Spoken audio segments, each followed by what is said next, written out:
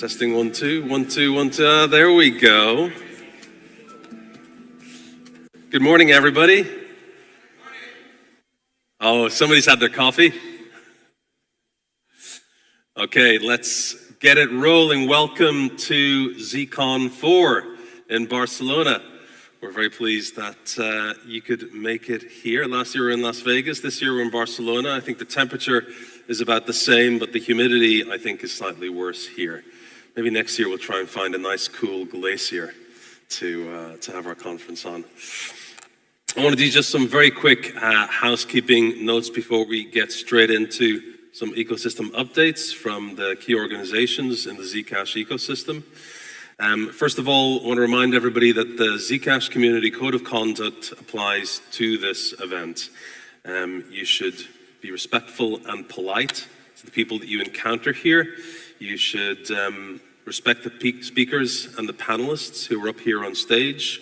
I know that often there is an urge to have a disagreement or a conversation or a whispered, what did he say, what was that about? Or if you bump into someone who you recognize, you might want to say, hey, how are you doing? How's it going? You know, please take those conversations outside of the room. Your participation in this event should make it a better and more positive experience for the other people here. I appreciate there are a lot of different opinions and views and attitudes and a massive diversity of types of people here, some of whom you may not agree with, but that is something that makes this ecosystem and community stronger rather than weaker. So please be respectful. If you want to disagree with someone, that's absolutely fine, as long as you do so respectfully. And we want to make sure that this Zcon continues to be a harassment-free experience for everybody. So again, treat people with respect. And if you do feel unsafe, if you do feel that someone is harassing you or engaging in behavior that you believe to be unacceptable, please find somebody who's wearing a green lanyard. Those are the staff members, and they will help resolve the situation. And you're obviously welcome to take photographs, but please take note of the color of the lanyard that people are wearing who are within the field of your shot. If they are wearing a red lanyard, that means that they do not wish to be photographed, and please respect their wishes. Last year we had a masked event. This year masks are optional but encouraged, and for people who are not comfortable being in a room where many people are not wearing masks, there is a mask mandatory viewing room up on the first floor in meeting rooms 5 and 6. Watch out for the stickers that are displayed here on the screen, and please respect the wearer's wishes. If they don't want to get close to you, if they want to socially distance, please respect them. And finally, if you experience COVID-like symptoms, please stay away. We don't want this place to want this event to end up becoming a spreader. So please exercise a little bit of common sense and stay away if you start experiencing COVID symptoms for an unexplained reason. As I said, organizers are wearing green lanyards, and if you have any questions, just grab one of them. We'll be happy to help.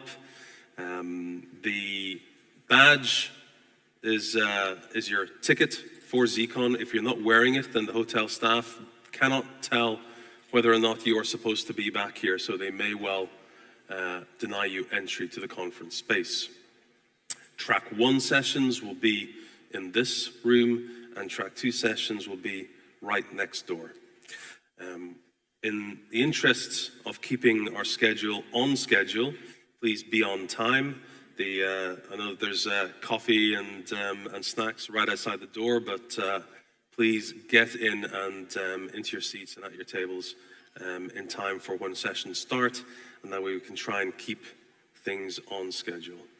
Now, there are evening events tonight and tomorrow. There's a drinks reception tonight and a reception and a dinner tomorrow evening. Those are included in the price of your Zcon ticket.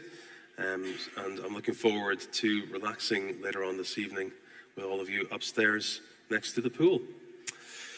This year we are using a new app, the Hoover app, to help us make the conference a more interesting and fun experience for everybody. You can download it onto your mobile. It's also available on desktop. Keep an eye out for organizer announcements. If you have questions for the speakers, you can post them there, and then we will be picking those questions, giving them to the MC, and having them then asked of the speaker up here on the stage. If you have a specific technical level that you want to pitch yourself at, then you can filter sessions by the technical level, beginner, intermediate, advanced, or you can create your own agenda where you shortlist which sessions you want to attend and have that for you there in the Hoover app. All sessions will be live streamed, so if you need to step out for whatever reason, you can watch them via the Hoover app, and they will also be available via YouTube, as all the past Zcon sessions are. Why are we here? Well, I'm here because I believe that blockchain and cryptocurrency technology represents a fundamental change in the way that humans interact and do business. But more importantly than that, I believe that privacy is a really important element of that. And I don't want my son to grow up in a world where every single financial transaction that he undertakes can be surveilled, monitored, and tracked back to him, not just by relevant authorities, but by anybody in the world. So that's why I'm here. Everybody has their own reasons for being here. Some people are interested in helping people in repressive regimes be able to fund non-profits or human rights organizations that would otherwise struggle to get funding. Other people may believe that Zcash and the ZK stack that it's built on represents the real future of DeFi, and they want to see it develop in that direction. For whatever reason we're here, I think it's important to remember that we're all striving to get to the same goal, which is to see Zcash in the hands of as many people as possible across the world, and to make sure that they all have access to private money that is decentralized and censorship resistant. Now, we all have our different views on how to get there. There are many different paths, there are many different routes, and this is an event that we at the Zcash Foundation organize in order to give the Zcash community an opportunity to come together, to share those ideas, to share those views, to discuss and debate the different paths that we can get to achieving that goal, and to help create an environment where the synthesis of those ideas and the sharing of that knowledge and the research and the updates that we're going to hear from various grant recipients and the core organizations in the Zcash ecosystem can serve to help build relationships across the ecosystem. Obviously, we can all meet online, we can meet on Zoom or on Google Meet, but there's no replacement for actually being here in person and being able to shake people's hands and speak to them face to face. That's why we organize this event. That's why we're here. That's why we've created this event for you all to come here. It's up to you what you do with it. You can sit here and you can listen and you can take some notes and then go away, or you can engage proactively. And you can share your ideas, you can listen to other people's ideas, you can discuss and debate them politely, as I specified earlier. But it really is up to you which direction Zcash goes and how successful Zcash is in the long term. The future has not been written. That's the theme of this year's Zcon. And what does that mean? Well, I once heard somebody say that the best way to predict the future, is to invent it. And I think that when it comes to creating the future of Zcash, it's up to us. We face a hostile environment in many respects. There are concerted efforts by various regimes and governments around the world to hamper or cripple cryptocurrency. A decentralized technology like this distills power away from those who are currently in power. It makes it more difficult for them to control the people that they want to keep under their thumb. And as a result, many governments and regimes are seeking to make it more difficult for crypto to thrive, spread, and be successful. But Zcash and other cryptocurrencies aren't going to simply be successful without somebody doing something about it. And whether you're here in the room today, whether you're watching online or watching this, watching a recording of this event later on, you are the people who will make a difference when it comes to the success or the failure of a project like Zcash. So never think that when you're sat here in the audience or you're sat at home watching this, that it's always up to the people who are here on stage to make that difference, to make Zcash a success or a failure. This year, we've deliberately made a massive effort to try and bring as many people from across the Zcash ecosystem up here onto the stage. So you're going to hear from grant recipients, you're going to hear from ambassadors from across the world, you're going to hear from researchers who are working on technology that is relevant to Zcash. But this is just a small percentage of the people who contribute to Zcash, the people who make up its ecosystem and its community. And you are one of those people. Even if you don't think you are, the fact that you're watching this means that you are one of those people. So if you are aligned with the goals of the Zcash project, if you believe that it is a fundamental human right for people to be able to transact with one another, to carry out financial transactions in privacy and without fear of being censored, then I put the question to you: what can you do to help make this project a success? What can you do to help make sure that the future that we are moving towards isn't one where we face an Orwellian style surveillance state where every single transaction, no matter what it is that we do, is surveilled and subject to censorship if the powers that be believe that it's something that we shouldn't be doing. Next up, we're going to hear a bunch of ecosystem updates from core organizations within the Zcash ecosystem, and then we'll be moving into our talks. But next up, I'd like to call on Zuko to give an update from the Electric Coin Company.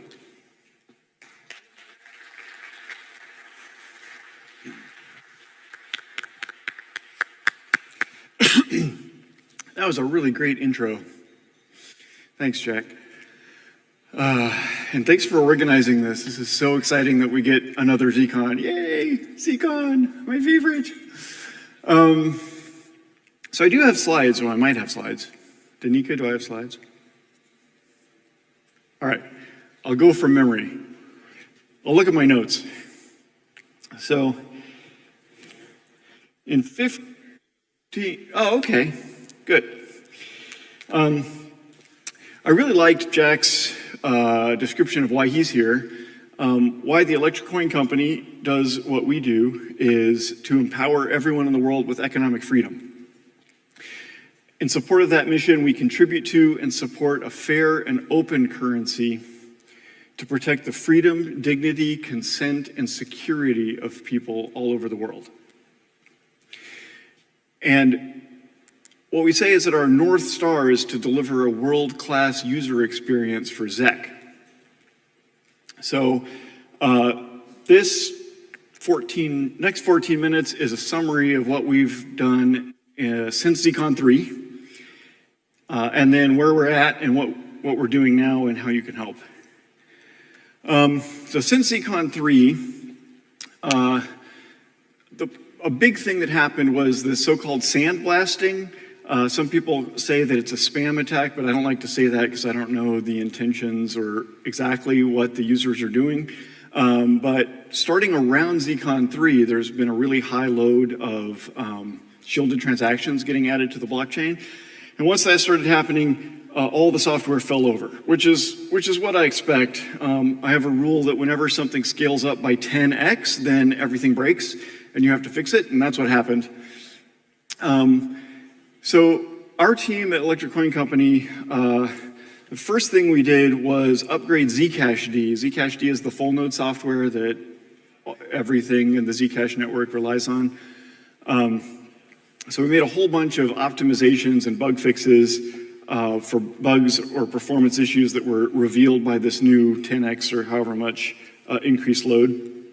And the result of that is that the Zcash network was able to keep going, so all the centralized exchanges and miners and light wallet Ds and block explorers and businesses that integrate with Zcash and everything upgraded to the upgrades to Zcashd that we made, and were able to continue processing the new heavier blockchain.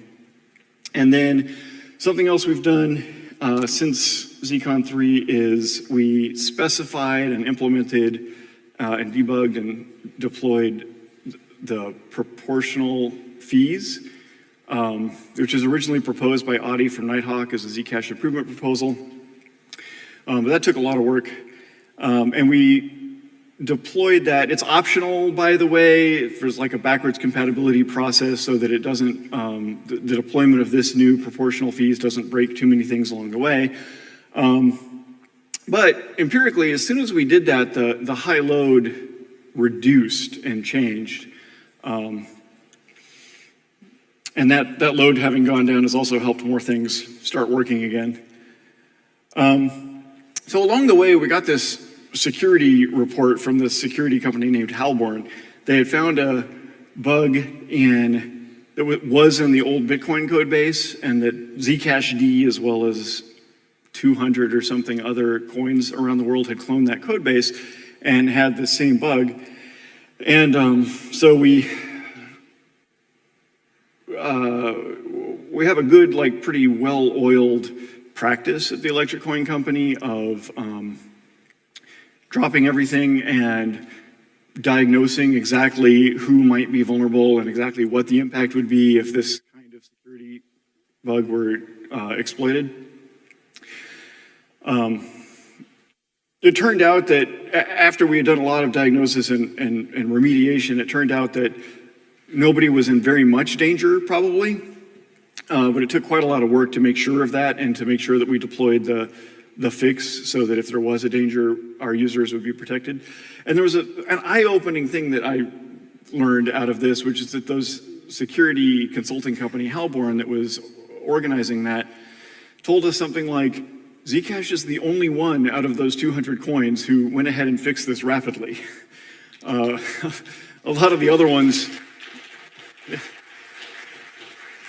Yeah, I was really proud of our team. This is a pattern. There's always bugs in software, and it's really reassuring to me that we have a really high-quality team within ECC, and we also collaborated with Zcash Foundation engineers and Taylor Hornby, the independent security person. But yeah, so this thing always happens, like this kind of thing always happens. There's always bugs or potential bugs, and I always feel really relieved when I think, okay, my team is on it. Don't have to stay awake at night wondering what's going to happen. Yeah, so those Halborn people also said, I remember we were like 90 days ahead. The other coins and the Halborn researchers themselves kept asking us to hold off and don't fix it too fast so that other people would have time to catch up. And we basically negotiated with them and told them, no, we're going to go ahead and fix it, and those other people will just have to deal. And then something else we've been doing that's another thing in the category of sort of invisible work that ECC has been doing is auditing the Rust dependencies. Computer security is one of those things where when it goes right, nobody notices and doesn't realize that you did anything. But there's a widespread issue in the whole world of computers nowadays called supply chain attacks or supply chain dependencies. And we've been doing something I'm really proud of and happy about, which is inspecting all of the different code bases that Zcashd and other Zcash software depend on. And we've posted all our results. You can, I don't have a link here, but you can find on GitHub the results of that. Okay, it's already been like, What is this counting down? It says I have 3 minutes and 30 seconds. Is that right? All right, well, okay, for the next 15 slides real fast, here's a bunch of other stuff we did. We got Light Wallet running and so forth, and we've been working really hard on optimizing the software that several wallets and our own wallet and Zebra and some others depend on to make it more efficient. And that's almost ready. We've been doing that thing where we find one last bug and then we fix that, and then we find one last bug and then we fix that. But as far as I know, there's no more bugs. So this SDKs and libraries should be ready for everyone else to use like any day now.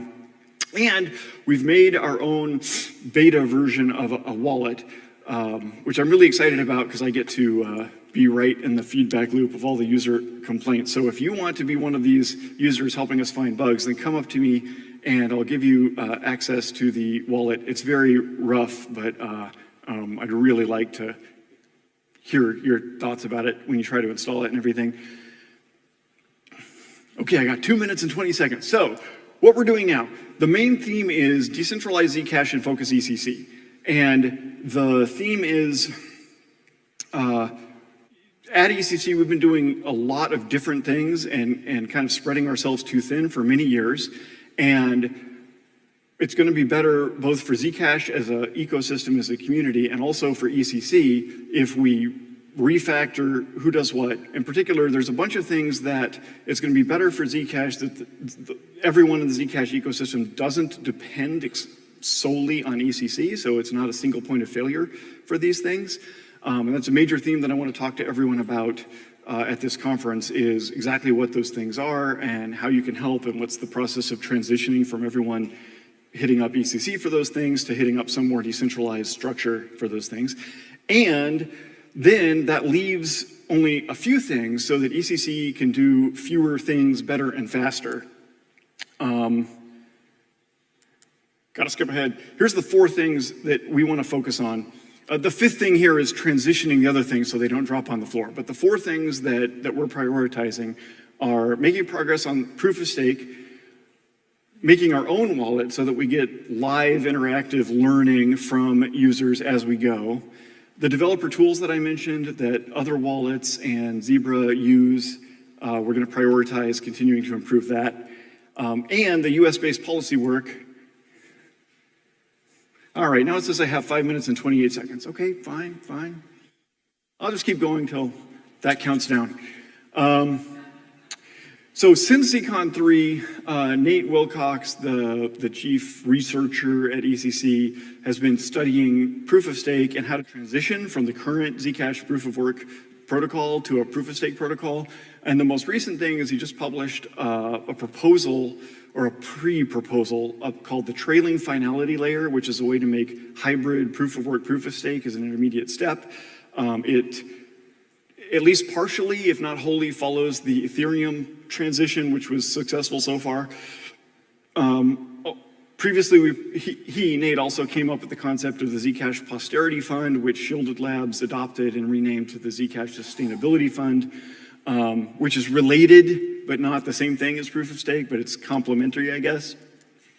All right, so our wallet, my main goal is just to have this live ongoing feedback loop so that we learn and improve from live users day and night. The first thing, so I've got a beta you can try right now. It's really rough, but come up to me. The first improvement that we intend to deploy shortly for Zashi, it's called Zashi. Like here, this is what it looks like. This is our new wallet. I'm really excited about it. The first thing that we are about to deploy for both the software tools that everyone else relies on, or that a lot of other people rely on, and for our wallet Zashi, is called Spend Before Sync, because as every Zcash user knows, syncing is a pain in the butt. And so we have been working really hard on speeding up syncing, but we also have an even better idea. Instead of fast syncing, make it so that you can actually use the wallet and receive and send money without waiting for syncing to complete. So then syncing just be like a background thought that you don't have to worry about.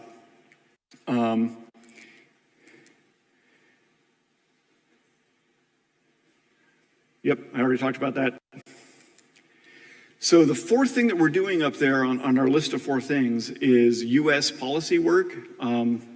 We have sacrificed a whole bunch of international work on like connecting with exchanges in all different countries and the regulators and law enforcement and policymakers in all different countries. But we're doing so great at the US policy work that we're keeping going. You'll hear a lot about it on stage, but our regular podcast is totally the #1 most widely important podcast on the topic of crypto policy in general, not just privacy, not just Zcash or anything, but like everyone who cares about crypto and how the United States government manages and interacts with it watches this podcast. And we have these regular meetings in Washington, D.C. that Paul Brigner hosts, and you'll hear more about that. Oh yeah, so there's one more thing that I really wanted to tell you about, but our partner begged us not to breathe a word of it, so stay tuned, but there's another thing coming soon. Okay, so good, I have 1 minute and 54 seconds. The thing that I most want to get out of Zcon is connecting with people who are depending on ECC for software or support or other kinds of work, and that you want to know, are we going to keep doing that, or are we going to shift it to some more decentralized structure, and if so, what? Also, people who want to help with this decentralized structure. There's a lot of things outside of the 4 focus areas that I just listed. A great big one, there's at least 2 great big ones, but there's probably more, because what I keep experiencing is people saying, dang it, why isn't ECC doing better at X? And I'm like, oh yeah, X, okay, that's like the 20th thing on the list of things that people are depending on us for. So if you have needs, please come up to me and let's talk about that. And also, if you want to help with people's needs, let's talk about that. But the 2 big ones, I have 50 seconds. The 2 biggest buckets of things that ACC has historically done and that we need to decentralize, both for the resilience of Zcash and for the effectiveness of ECC. One is all the digital properties, the website, the Twitter, the Cypherpunk Zero NFT, and everything that comes with that. It's kind of daunting. Like, I think to myself, hey, websites, I've put up websites before myself. You run Nginx and you edit the HTML files or whatever. But in the modern day, there's a lot that goes into it. And we want to follow okay, I've got 15 seconds. We want to follow the model of the Ethereum Foundation, where the community submits content and maintains the content on the website. And the other big category is Zcashd. Everyone depends on Zcashd for everything, and that's a lot. So if you depend on Zcashd, or if you want to help, let's talk about that. Thank you for listening. Can't wait to talk to you at the conference.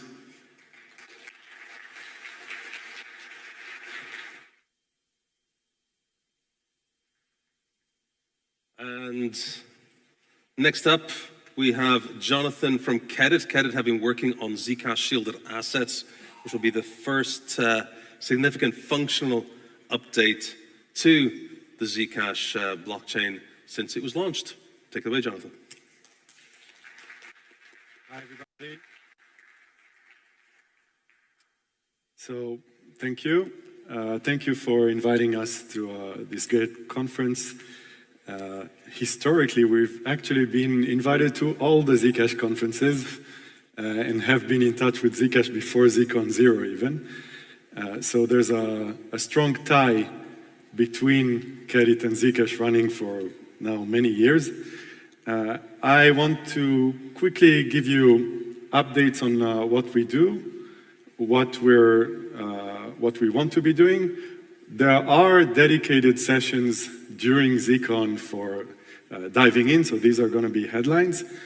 But just maybe to give you a brief sense of who Kedit is, or what is Kedit, so that you can understand our connection to this ecosystem. This is the first time that we get to join the talks about the ecosystem as like a big part of what's happening in Zcash, and it's a lot of responsibility. We now are part of that decentralized effort to make Zcash thrive. And the main thing that at Kerit we connect and intersect with this community is the technological excellence. This is by far the biggest thing that has attracted us to this ecosystem. We, from the very first day, have witnessed all these efforts to make the algorithms, the tools, the science top-notch. And if I give a preview, you have done in ECC, Zuko, some more work than what you've described. You also supported the interaction with the ZSA work so that we got to experience this top-notch quality of engineering, giving us feedback on what we're doing and iterating. So we're strongly connected to that aspect of, I'd say, authenticity in engineering. You don't put under the rug things that are really important. That piece about looking at the Rust dependencies, really for the rest of the world as well, is an example of that. So Kerit has been working much more in the enterprise space. We have an aspect that is working with government. We worked at DARPA.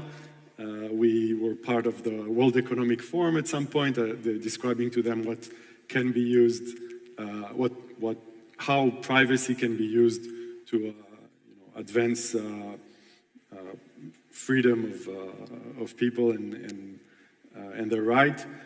And in Israel, so the company is based in Tel Aviv. In Israel, we've been talking to regulators, the SEC. We did a sort of hackathon to explain to them how blockchain works.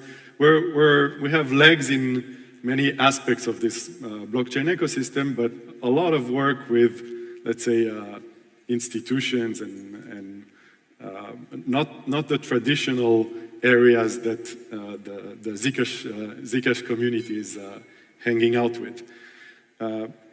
Nevertheless, over those years, we've accumulated experience in the particular, let's say, feature set that's required for asset transfer over Zcash. We've built tools. We've also explored other areas like private set intersection and other cryptographies outside of zero knowledge, but we kept coming back to moving assets on a blockchain with full privacy is important. And in Zcash, it was pretty obvious that moving only ZEC on the Zcash network can start to become limiting. There's a way to augment the usefulness of the Zcash ecosystem if you can issue other types of assets. So that was the start of the proposal of ZSA, Zcash Shielded Assets. And I'm really happy to say that after about a year and some later of work, we're now at the stage where we have the first concrete implementation of ZSA running. And the work that we've done in collaboration with the rest of the ecosystem has allowed us to complete the first chunk, which is have a kind of alpha version of ZSA, and you will have a deeper explanation of all these pieces by the team.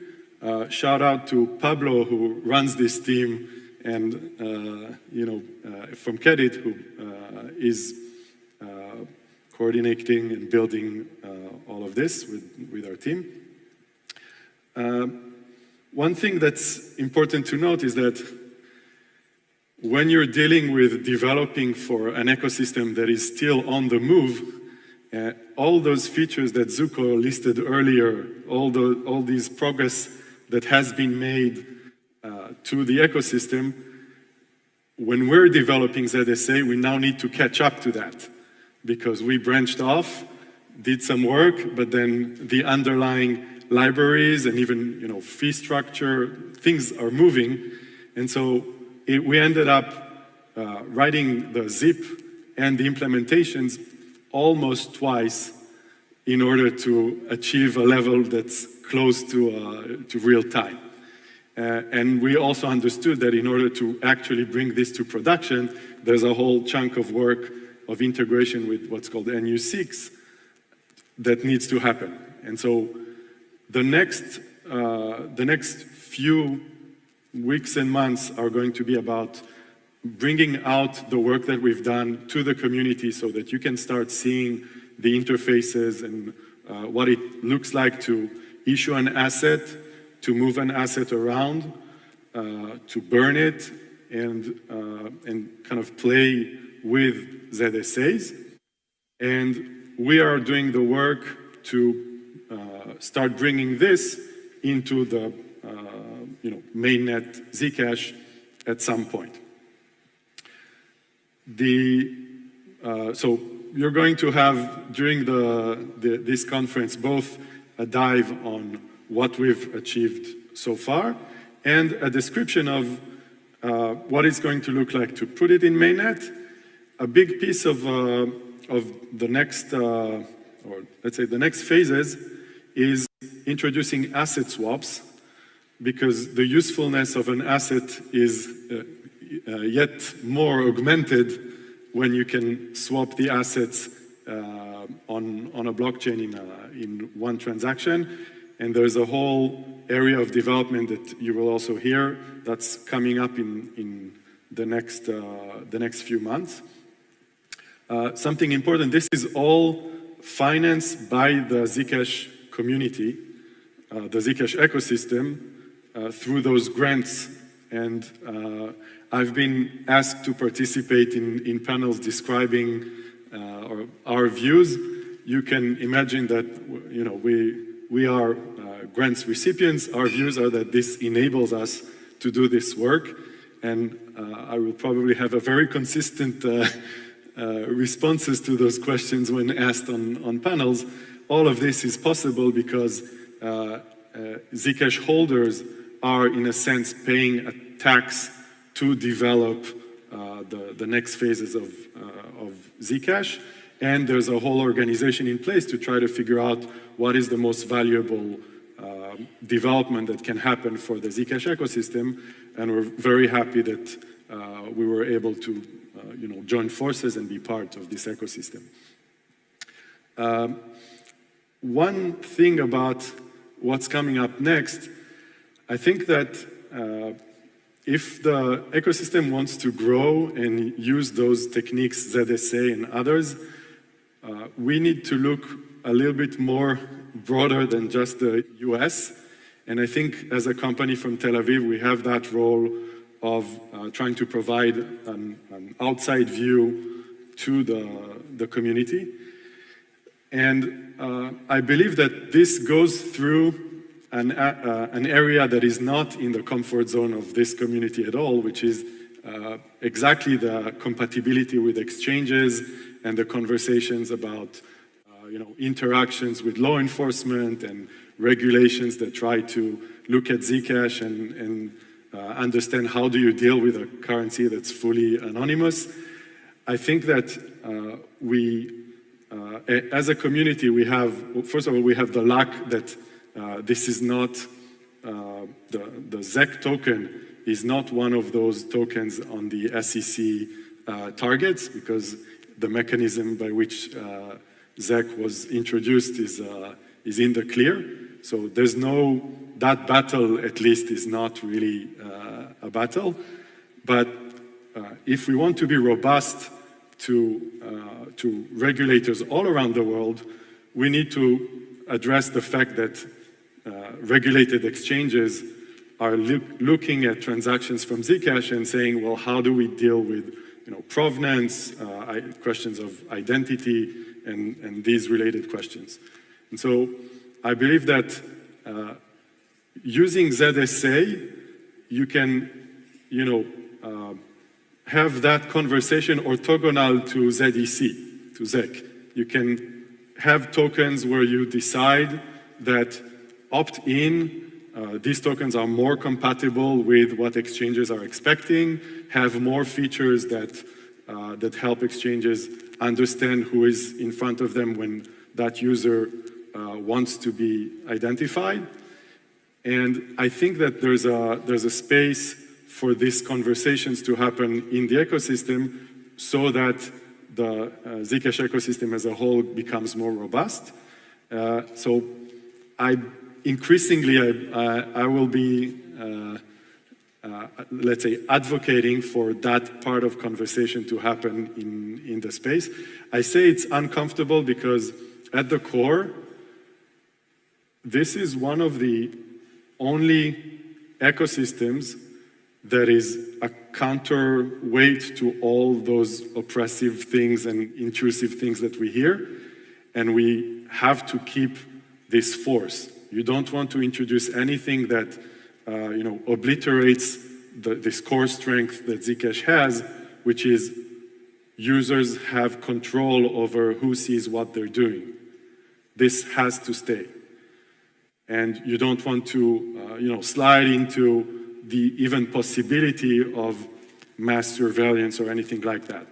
But at the same time, we do need to acknowledge that we want as a community to repel people that are using these techniques against, for nefarious purposes.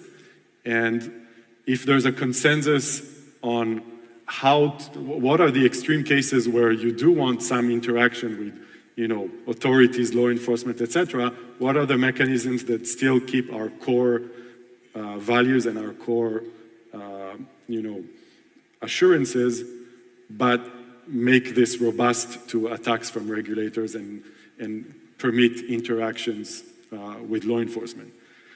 So all of this to say, I see ZSA as a place where we augment the usefulness of Zcash in general, and we permit the experiments that I believe can make this even more impactful in the broader, in all the world. I have 1.5 minutes left. Maybe again to thank the organizers of this event. It's last year in Vegas was really cool. This is already topping it, and I can't wait to see where this is going. And maybe one thing, when you're hearing our talks about what we've achieved and the demos, don't hesitate to ask questions on how you can take the tools and use them, because now is the time for feedback on what we've built. Thank you very much.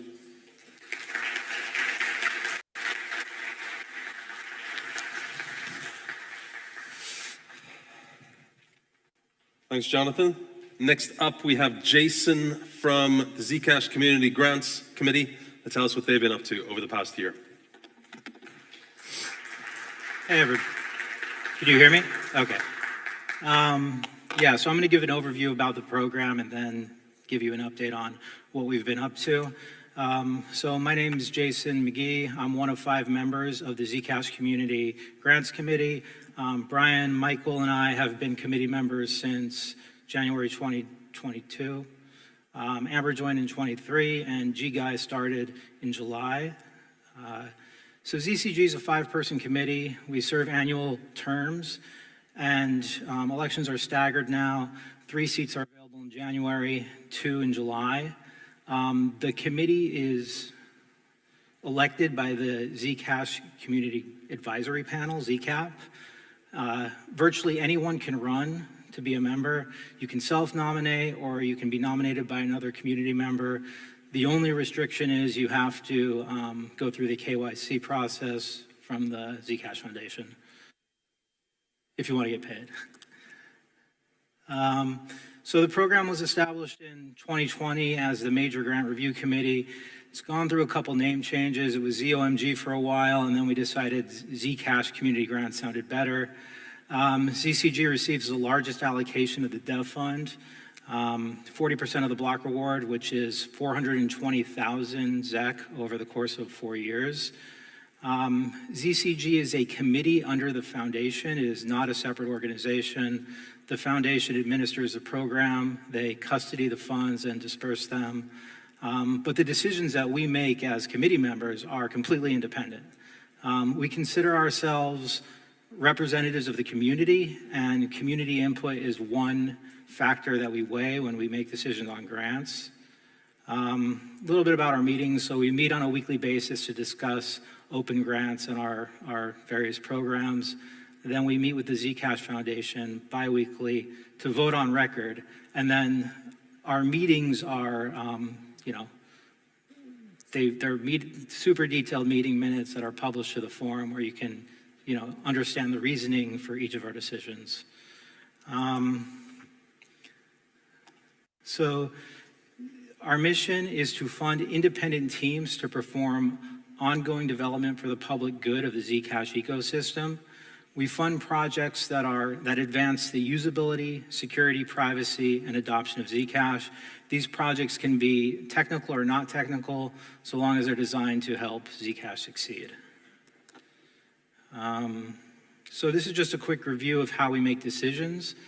After the applicant submits the grant, we give the community time to provide feedback.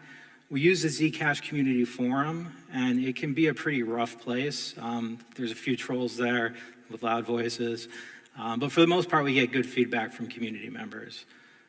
From there, we deliberate and the merits of the proposal. We assess whether or not it's within the scope of something we want to fund.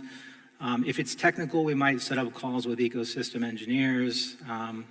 If we have questions for the applicant, we might set up a call with them. And then from there, we make a decision, and that decision is based off of majority vote. So how much have we spent? Since inception, the program has allocated $11.9 million. 94% of that has gone towards major grants. 3% has gone towards minor grants. And minor grants are things like conference sponsorships, the Zcash podcast, community resources like Alpha Day. And then we've also allocated a small percentage of funds to dedicated resources and our Global Ambassador Program, and I'll explain those a bit later in the presentation. So these are our top 5 grant recipients. Together, they have received almost 68% of the total funds that we've allocated. These are all long-term, ongoing projects. So Kedit's building Zcash shielded assets, as Jonathan mentioned. These will allow for things like private stablecoins and private Bitcoin to exist on top of Zcash, as well as other assets and NFTs. Zcash Media creates high-quality educational videos about Zcash. They've released 2 documentaries so far, which were well-received, and that was last year. And then this year, they're working to release 10 more, and they'll start distributing those in the fall. Tor is working on a project called Arty, and it's a rewrite of the Tor protocol in Rust, and it can be used to bring network-level privacy to Zcash. For Nighthawk, about 60% of the grants have gone to mobile wallet development, and then the other half was split between the Thor chain integration and then half going to infrastructure for Light Wallet D and Zcash Block Explorer. Equilibrium Group, they've received a series of grants for Cigarette, which is a network test suite for Zcash D and ZebraD nodes. So what types of projects have we funded? So this slide shows how we've allocated funds by category or type. 25% have gone to protocol or specifically Zcash shielded assets. Wallets are the second biggest category. They include all 4 of the major mobile wallets, which are Nighthawk, YWallet, Zec-Wallet, Zingo. Infrastructure includes things like Cigarette, the Zcash UniFFI library, the Avalanche subnet bridge. R&D are like Tor, media self-explanatory. Non-wallet apps are things like Free2Z, Zec Pages, Zgo. And then integrations are primarily ThorChain and BTC Pay Server. So community is our Global Ambassador Program, Zec Hub, Zcash Brazil, and then dedicated resources. I think that the allocation seems pretty reasonable. Basically we get grants in randomly and then have to decide. So it's not like we seek out, like, to fill these allocations. So we're going to start including this data in our dashboard, and it'll be posted along with our meeting minutes to the forum. It's a great way to see how we're allocating funding on an ongoing basis. So we wanted to go through and highlight some of our favorite grants and grantees from the past year that haven't already been mentioned. Han is a community favorite. His Y wallet has been very dependable despite performance issues other wallets have experienced. It was our first ever retroactive grant, and what that means is he built the project, he built the wallet before, applying for the grant. Han also just finished up a project that allows users to store shielded Zec on a Ledger device. We're just waiting on Ledger to accept the app. Next up, Zec Hub. This started as Ian Sagstetter's side project while he was working at ECC. It originally consisted of a podcast and informational resources, and it's developed into a decentralized platform where contributors can collaborate to create educational content. The content they create is very impressive. If you have the opportunity, check out the video comparing on-chain privacy technologies. It's awesome.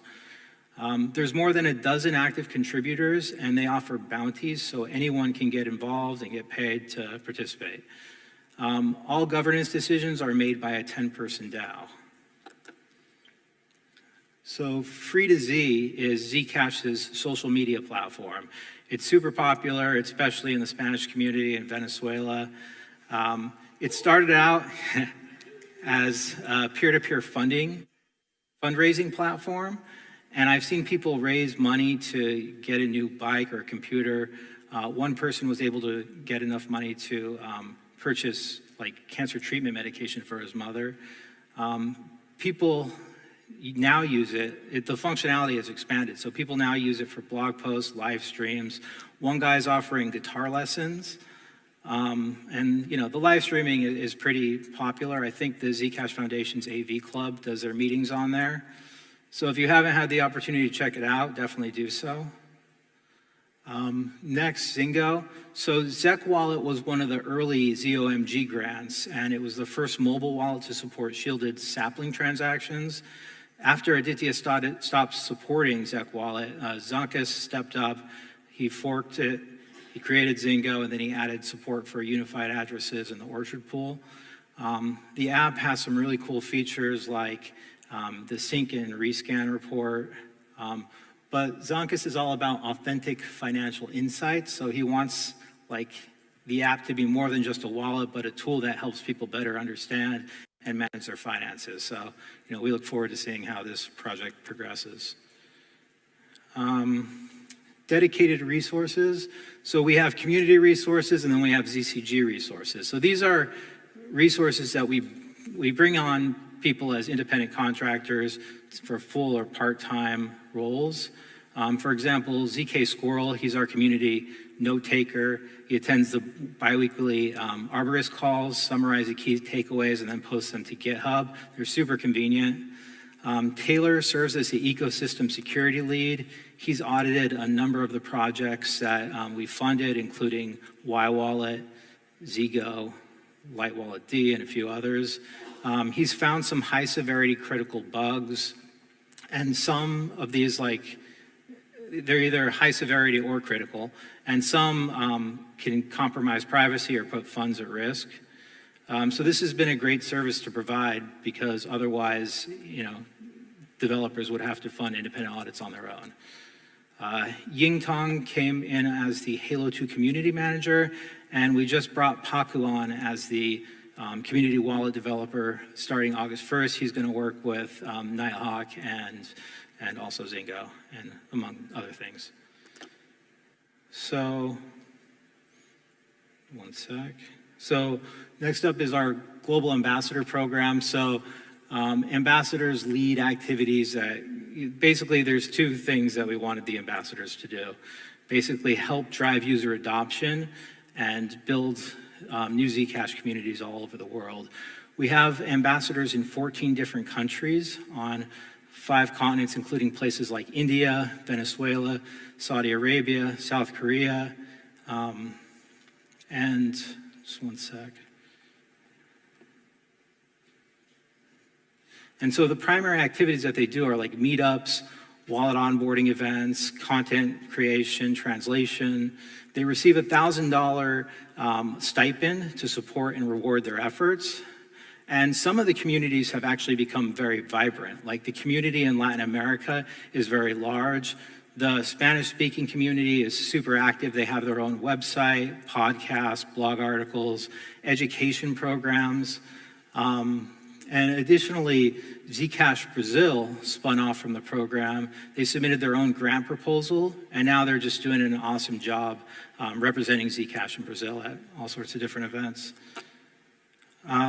So here's a couple of photos. The photo on the left is from Madison, who's our San Diego ambassador, like in the US. She works at Edge. So she hosted a Zcash-focused pottery class where they discussed Zcash, made mugs, spoons, plates. I went to one of her meetups in San Diego with the Zcash media team. We watched a couple of videos, had a great discussion afterwards, and it was a lot of fun. The second picture is from our Nigerian ambassador, Chidi.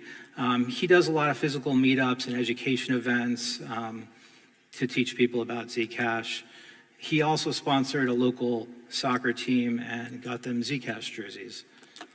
So, what has ZCG accomplished?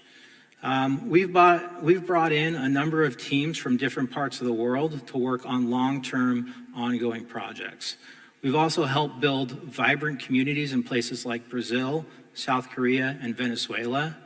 And we believe that these contributors make Zcash more decentralized and resilient. We're also the only organization that is constantly reallocating block rewards to other areas of the ecosystem. And that allows us to not only fund interesting projects, but also fill gaps that emerge from unexpected events like the ECC restructuring that happened earlier this year. We were able to bring on Beth to continue to focus on partnerships and Paku to help with wall development. We're also the most, like hands down, the most transparent organization in the Zcash ecosystem. Like the entire grant process plays out live on the forum. All of our key decisions and reasoning are memorialized in our minutes. Again, you have to check them out, they're super detailed. But there's also a built-in accountability mechanism where if you don't like us or the decisions we make, you can vote us off the committee. And you obviously can't do that with other organizations. So this is a statement that we wrote on the Dev Fund 2024, our 2.0. So currently the community is discussing whether to continue the Dev Fund after the next halving. And we believe that ZCG plays an important role in the ecosystem. And if it's continued, then we think that the committee believes that the ZCG program should continue to receive the largest allocation so we can continue to fill our mission and help decentralize Zcash. Wow, that's like perfect timing. Yeah, so I guess I do want to say a thank you to the Zcash Foundation for all the support they provide. Jack, Alex, Danica, Deidre, Dan, you guys are awesome, so thank you.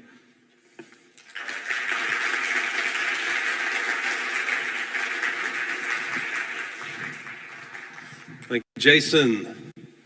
And next up, you have me again, giving an update on the Zcash Foundation. Big news from the past year is that we have done a stable release of Zebra. So Zcash now has a second Zcash node implementation. Great. I did think that the little ta-da icon was just a little bit subtle, so I thought Party Zebra was more appropriate. For those of you who aren't aware, Zcash was originally built on top of the Bitcoin code base, and that code base has now been around for 15 years. It's written in C++. It's beginning to show, well, I think it's been showing its age for quite some time, and it's been described by one of the ECC engineers as a C++ hellscape. So Zebra is the mechanism by which we're going to escape that hellscape. It's written in a modern programming language called Rust, which is more memory safe than C++. It's got a modular architecture, and it's basically going to provide the foundation for building, developing, growing, and improving Zcash over the next 15 years. And who knows what technology will look like by then. But for now, it's out there. It's been audited. There were no major issues found, which is a massive kudos to the Zcash Foundation engineers for successfully building something that complex without any major issues. And it addresses a subset of the use cases that Zcash does. You can use it to obviously help maintain the Zcash network, to validate the blockchain, it gossips and spreads unconfirmed transactions and blocks. You can use it as a backend for light wallet. So if you are one of the wallet teams that is running a light wallet infrastructure, you can use it instead of Zcash to backend your light wallet. Or if you're the sort of person who wants to run your own light wallet, then you can also use it. And finally, if you're a miner, you can use it to generate block templates for mining. Now, as I said, Zcash is modular. Like I said, I think of it as a foundation for building forward into the future, and this is the functionality that currently exists. The big question is, what should we do next? And there's various ideas about what other functionality we should build in. And if you have strong feelings about any of these, I think there's a poll rolling in the Hoover app right now. And also feel free to grab us and let us know what you think, what functionality you think we should add to Zebra next. And it would be remiss of me to not acknowledge the massive contribution that the ECC engineers made to the development of Zebra. First of all, Zebra relies heavily on various Rust libraries that have been developed by ECC, and also they were a huge help in terms of understanding some of the undocumented functionality that exists within Zcash that was inherited from Bitcoin. So I want to thank Strad and all of the ECC engineers for their help in contributing to that project.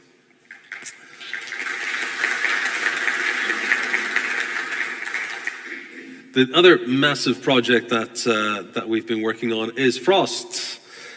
Frost is a threshold signature scheme that addresses the problem that you can't use multisig with shielded ZEC. Multisig is a mechanism whereby you can require that multiple people are required to authorize a spend of transactions. It's used a lot by exchanges, by custodians to make sure that funds are held securely, but unfortunately, it's not possible with shielded ZEC.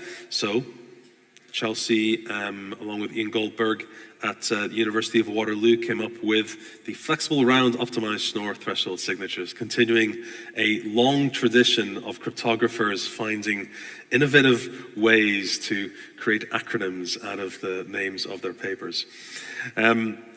So this is not just useful for Zcash; it is of far broader application in the realm of privacy, and as such, it is currently being evaluated by the Internet Research Task Force for adoption as an informational RFC.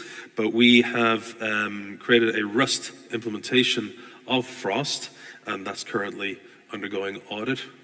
No major issues so far. And the next step really is to start then implementing it for Zcash. So a zip has been drafted. The security proof of the Frost for the re-randomized technology that Zcash uses is currently underway. And if you want to learn more about that, you can join the wallet stream on the final day of Zcon4. And you'll be able to hear more there from some of the team who are working on that. I think as we move forward, the ability to do multi-sig style threshold signatures will become increasingly important. It's something that's really necessary, as I said, for exchanges and custodians to be able to secure their funds. And also it'll be very useful when we start getting into doing cross-chain interoperability. Next up, the third big pillar of what we do at the foundation is community and ecosystem support. So obviously we organize Zcon, and at this point I just want to really acknowledge the amount of work and effort, blood, sweat and tears that has gone into this event by some of the team, particularly Danica, who's sitting right back there.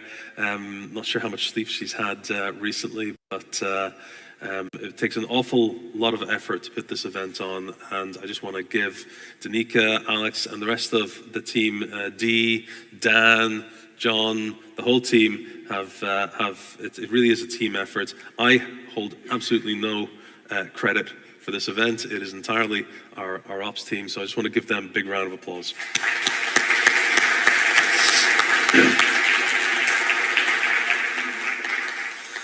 And if they weren't gluttons for punishment enough, they decided to do it twice this year. So this year saw the first of our Zcon Voices events. As Jason mentioned, the Zcash Brazil community is vibrant and very, very successful. So we partnered up with them to deliver Zcon Voces, which is our first regional event, and we hope that funding permitting, we'll be able to do more of those going forward. And this is a situation where, unlike this Zcon, where we take the lead on organizing it, arranging the agenda, etc. This is a situation where we partnered with the Zcash Brazil community. They found the venue, they organized the speakers, the schedule, the content, and we merely provided the sort of operational support and financial support that was necessary to make it possible. As was alluded to by Jason, we support the operations of the Zcash Community Grants Committee. I think that there, again, our ops team are really instrumental in making sure that things run smoothly there. We also have recently launched our own minor grants program, and it's worth bearing in mind that the Zcash Foundation was originally set up as a grants giving organization, and it issued grants to organizations like Zcon4, to the Nighthawk team. When the major grants, what's now called the Zcash Community Grants program started, that kind of distracted us away from our original mission of giving grants. So this is kind of really returning to that original mission, but doing so in a different way. With major grants, there's a certain sort of expectation of threshold that you should reach. You're expected to be a team with a reasonable prospect of surviving the departure of any one member of that team. With minor grants, we're far more. It's intended to be a lower threshold, smaller projects, including quite happy to evaluate applications by individual applicants. And the idea is that we then provide the beginnings of a path where you can get involved in the Zcash ecosystem, apply for a minor grant. If you're successful, you can then potentially apply for a major grant, and then the ultimate goal of all of this is to allow people to then, at some point in the future, apply for a slice of this or a future dev fund. But so that first minor grants program went really well. We tried an experiment where we polled the Zcash Community Advisory Panel to decide which grant applications should be approved. I think that went really, really well. So we're going to be running another minor grants program straight after Zcon as soon as we've recovered and caught up on our sleep. And if you're interested in doing some paid work or contribution to the Zcash ecosystem, I would strongly advise that you keep an eye out for when those applications open. We've also been issuing what I call research grants, looking at programmability and privacy-preserving proof of stake. So a couple of years ago, we polled Zcap on what they believed the priorities should be for the Zcash ecosystem, and two of the top things were moving away from proof of work, and proof of stake is the obvious destination for that, and adding programmability to Zcash. Obviously, the top priority that they identified was adding ZSAs, and that, as you heard from Jonathan, that work is well underway. We also, over the past year, spun up, thanks to Ryan Taylor, the Zcash Foundation AV Club. So this is a grouping of people who meet regularly and who deal with all things AV related. And they are going to be very active here at Zcon. And we'll expect that you'll be able to see a lot of the content that they're creating coming out over the next few weeks and months. And finally, we protect the Zcash trademark. This is sometimes a controversial question. People say, why do we need a trademark? Well, the simple fact is that people want to abuse the Zcash name to defraud others. So there are scams like Zcash Global, which has defrauded people out of many tens of thousands of pounds. They were based in the UK. We managed to get that successfully taken down.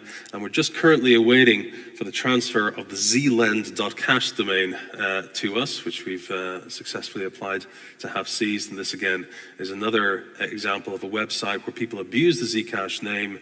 They're looking to defraud people out of money. And that's one of the main reasons that we want to make sure that we have strong trademark protections for the Zcash trademark.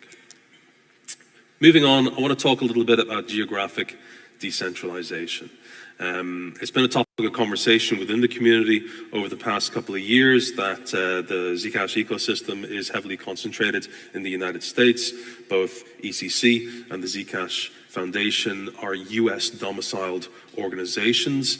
And it's worth saying that the US is a good environment in many respects. The 501c3 structure, the nonprofit structure that that the Zcash Foundation and the Bootstrap organization, the parent of ECC, is a very good structure. It provides really strong protections. It's tax efficient. You'll end up paying large amounts of money to the government in tax, and it provides very strong transparency. And also, one of the great advantages about the United States is that the First Amendment protects the right to write software, and that was a key factor in the privacy side's victory in the original crypto war back in the 1990s. However, there are regulatory headwinds. There does seem to be a faction within the powers that be in the United States who don't want to see crypto succeed, and that creates a fair amount of uncertainty, and we perceive that as risk. So I'm pleased to be able to say that we have begun the process of setting up a non-profit entity in the Cayman Islands. It may even be fully complete by the time this conference is over. We're just waiting for the final bits of paperwork to be done. And the plan is that this new entity will become an operating entity.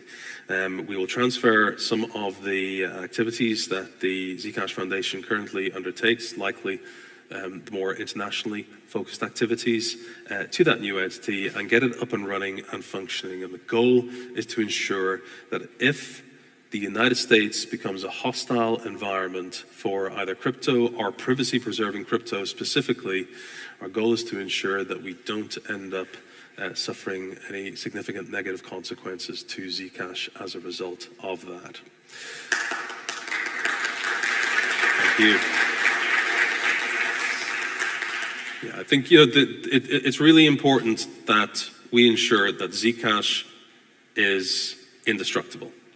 In a technical sense, it is, because anybody can run a node, but as has been highlighted, the dev fund going to a small number of US-based organizations does represent a risk. So this is what we believed was the best solution to that.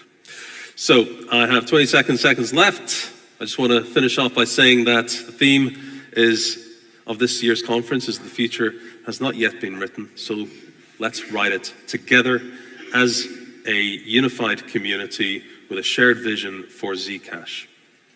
And with that, we're going to take a little bit of a break. And next up, we'll be hearing from Daniel Benerock and Ying Tong about the research they've been doing into programmability for Zcash. Thank you.